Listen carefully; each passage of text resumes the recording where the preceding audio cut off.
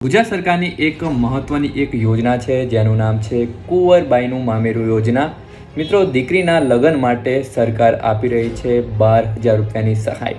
તો મિત્રો, આ રીલ્સની અંદર હું તમને સંપૂર્ણ માહિતી આપીશ કઈ રીતે આ 12,000 રૂપિયાની સહાયનો લાભ લેવાનો છે, શું પાત્રતા રહેવાની છે, બધી જ માહિતી મળવાની છે। તો લાસ્ટ સુધી બન્યા રહેજો। આ યોજનામાં ફોર્મ ભરવા માટે પાત્રતા નક્કી કરવામાં આવેલી છે। દીકરીની ઉંમર 18 વર્ષની હોવી જોઈએ અને વરની ઉંમર 21 વર્ષની હોવી જોઈએ।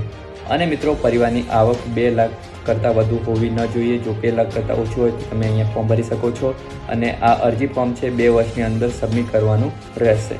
આ યોજનામાં તમારે ફોર્મ ભરવા માટે જરૂરી ડોક્યુમેન્ટ તમે ડિસ્પ્લે પર જોઈ શકો છો।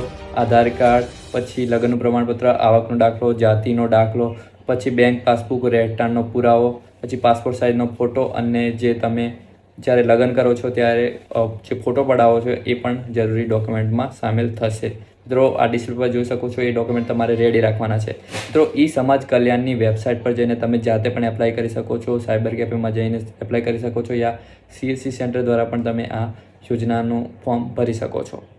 જો તમારે આની જે લિંક જોઈતી હોય એપ્લાય લિંક, તો મને કમેન્ટમાં DM લખવાનું છે એટલે ઓટોમેટિક લિંક તમારા DMમાં આવી જશે।